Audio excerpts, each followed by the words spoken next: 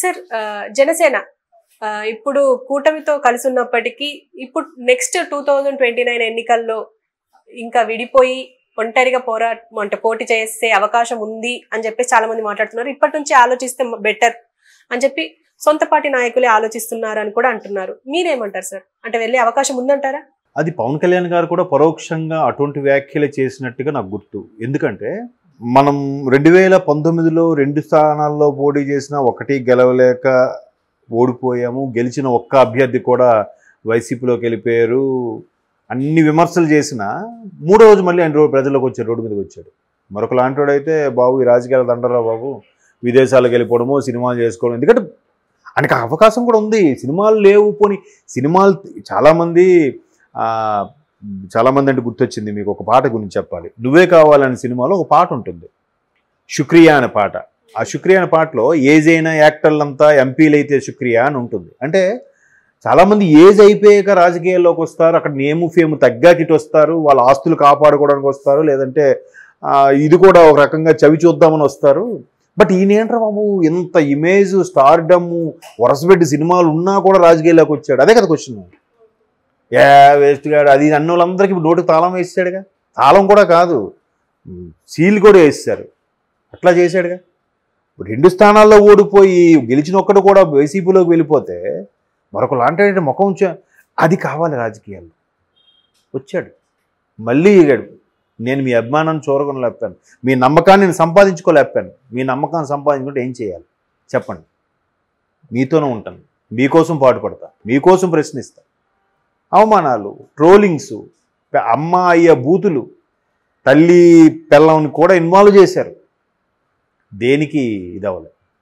Bullet దింపాడు అందరికీ.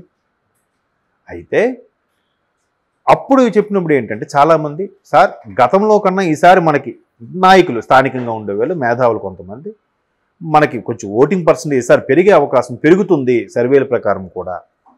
పెరుగుతున్నప్పుడు 10 పైనే 12-15% ఓటింగ్ పెరుగుతున్నప్పుడు ఏంటి పరిస్థితి, ఎట్లాగా మనం సొంతంగా వెళ్దాము వద్దు అంటే కాదు. మనకి ఒక సీనియర్ నాయకుడితో పరిచయాలు ఉండాలి. మనకన్నా ముందు క్షేత్రస్థాయిలో పాతుకుపోయిన కార్యకర్త వర్గంతో సత్సంబంధాలు ఏర్పడాలి. మనకన్నా ముందు పోలింగ్ బూత్ ఏజెంట్లుగా గానో కౌంటింగ్ ఏజెంట్లుగా గానో పనిచేసిన యొక్క కార్యవర్గం సభ్యులతో మనకి స్నేహబంధం ఉండాలి. ఇట్లాంటివి ఉన్నప్పుడు మనకి ఈజీ అవుతుంది. నెక్స్ట్ మళ్ళీ మనకి డెవలప్ అవ్వడానికి మనం బలం పుంజుకోవడానికి ఉపయోగపడుతుంది అని చెప్పాడు. వాస్తవమే కదా. మనకన్నా గొప్ప నాయకుడు అంటే ఎవరున్నాడు?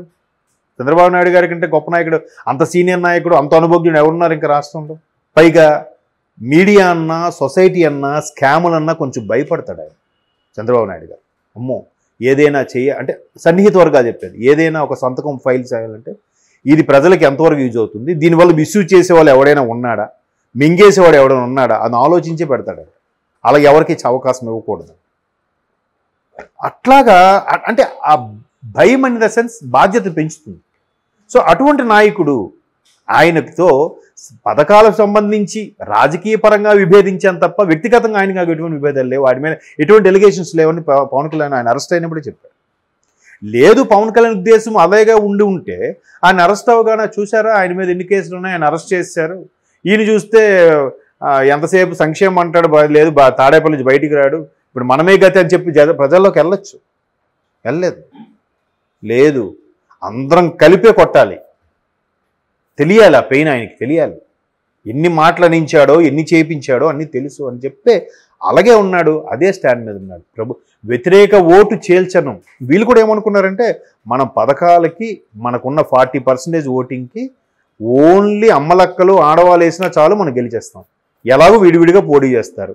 ఒక దగ్గర 10 ఓట్లు ఉన్నాయి ఒక నియోజకవర్గంలో, 10 ఓట్లలో టీడీపీకి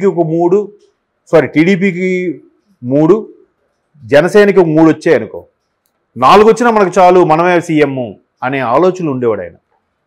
4 వచ్చినాడే ఎమ్మెల్యే కదా, అక్కడ పాస్ మార్కుతో సంబంధం లేదు. అలాగా కొట్టదాం అనుకో. కానీ ఈయన అది అన్ని గెస్ చేసి అన్నీ చూసి లేదు మనకి ఇలా కావాలి, నెక్స్ట్ టీడీపీకి క్షేత్రస్థాయిలో టీడీపీ కార్యకర్త వర్గం ఉన్నంత బలం ఎవరికీ లేదు.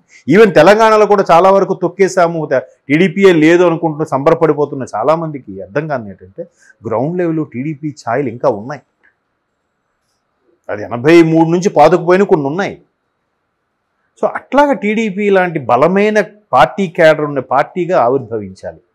అంత బలంగా పనిచేసే కార్యకర్తలు అంటే ఎన్ని విమర్శలు వచ్చినా, ఎంతమంది దాడులు చేసినా, ఎంతమంది ప్రాణాలు కోల్పోయినా కార్యకర్తలు కొంతమంది రాయలసీమ లాంటి ప్రాంతాల్లో, అయినా వాళ్ళు టీడీపీ జెండాను వదలలేదుగా. ఆ వదలకపోవడం వల్లే కదా ఇంత స్థాయిలో 133, 135 అనుకుంటా గెలుచుకుంది కదా. మరి టీడీపీ సింగిల్గా అయినా టీడీపీ గవర్నమెంట్ ఫామ్ చేయగలరు కదా. టీడీపీ కూడా మెచ్చుకోవాల్సింది. చంద్రబాబు గారు అరెస్ట్ తర్వాత ఏదైతే ఒక్కసారిగా భూమి పెరిగిందో, గ్రాఫ్ పెరిగిందో, వాళ్ళు కూడా మేము సింగిల్గా గెలిచేస్తాం అనుకుని 133 గవర్నమెంట్ ఫామ్ చేయలేరేంటమ్మా, చేసిగలరు కదా. కానీ ఎందుకు వాళ్ళు కూడా లేదు, జనసేన మన కష్టకాలంలో నిలబడింది, వాళ్ళకు కూడా మనం ప్రాధాన్యత ఇవ్వాలి. రేపు పొద్దున బీజేపీతో ఎందుకంటే ఇష్టమున్నా లేకపోయినా బీజేపీతో మనకు సెంట్రల్లో ఉంటుంది అవసరం. కేంద్రం పార్టీ వాళ్ళకి అవకాశం ఇస్తూనే మన వాళ్ళకి అవకాశం కల్పించుకునే రాష్ట్రానికి అవసరమైన స్పెషల్ స్టేటస్లో ప్యాకేజ్లో తెప్పించుకోవాలి. సో ఇట్లాగా ఆలోచిస్తున్నప్పుడు ఇది రాజకీయ యొక్క దూరదృష్టి అనేది, అది అవసరమే. రేపు పొద్దున 29కి ఆంధ్రప్రదేశ్కు ప్రత్యామ్నాయంగా ఏర్పడే పార్టీ ఏంటంటే జనసేన కనిపిస్తుంది. ఇప్పుడు వైసీపీ నుంచి అన్ని వలసలు అయిపోతున్నాయి. ఎవరు చూసినా స్కాముల్లోనే ఉన్నారు, ఒక్కొక్కడు బయటపడుతున్నారు. ఇంకేముంటుంది వైసీపీ. టీడీపీ ఆల్రెడీ జెండా పాతేసింది. బీజేపీకి అవకాశం ఉందా? ఇప్పుడిప్పుడే వీళ్ళు కూడా అవకాశం కల్పించారు కాబట్టి గెలిచినవి అవి అంటే వాస్తవం మాట్లాడుకుంది. మరి కాంగ్రెస్ భూస్థాపితం అయిపోయింది. షర్మిలా గారు అదే పట్టు మీద అలాగే ఉంటే నెక్స్ట్ 29కి మళ్ళీ ఈసారి సీట్లు సంపాదించుకొని ఓటింగ్ పర్సంటేజ్ పెరిగే అవకాశం ఉంది. సీట్లు కూడా ఎక్కువగా సింగిల్ డిజిట్లో ఎన్నో సంపాదించుకోవచ్చు, maybe. I'm not assure that. So అట్లాంటప్పుడు మరి ప్రత్యామ్నాయం ఏముంది టీడీపీ కంటే? జనసేన కనిపిస్తుందిగా, అవ్వచ్చు కదా. ఏమవుతుంది నెక్స్ట్? అలా కాకపోయినా టీడీపీ జనసేన కలిసే పోటీ చేసి ఈసారి జనసేన నుంచి ముఖ్యమంత్రి అభ్యర్థి, టీడీపీ నుంచి ఇతను ఉప ముఖ్యమంత్రి లేదా ప్రధాన సలహా బాబు గారు అప్పుడు ఏజ్ ఇంకా ఎక్కువైనప్పుడు లోకేష్ గారు లాంటి ఉప ముఖ్యమంత్రి ఇచ్చి అలా కూడా చేయొచ్చు కదా, తప్పే ఉంది. అల్టిమేట్గా ప్రజలు బాగుండాలి, రాష్ట్రం సుభిక్షంగా ఉండాలి, అందరికీ సవ్యంగా వెళ్ళిపోతూ ఉండాలి, హ్యాపీ. అరే గవర్నమెంట్ ఏది, మీ గవర్నమెంట్ ఉన్నా మా గవర్నమెంట్ మాకు పనులు అవుతున్నప్పుడు ప్రజలకు కూడా హ్యాపీ కదమ్మా. టీడీపీ వాడికి జనసేన వాడు ఉన్నా పర్వాలేదు, టీడీపీ వాడు ఉన్నా పర్వాలేదు, పనులు అవుతున్నాయి అనుకున్నప్పుడు ఎవరైతే ఏంటి.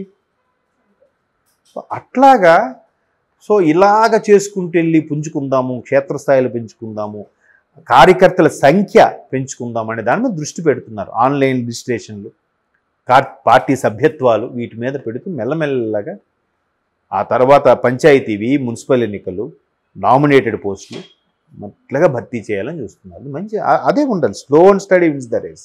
రాజకీయాల్లో చాలా ఎవడు ఎటు నుంచి ఎవడో కొడతాడో తెలియదు కదా.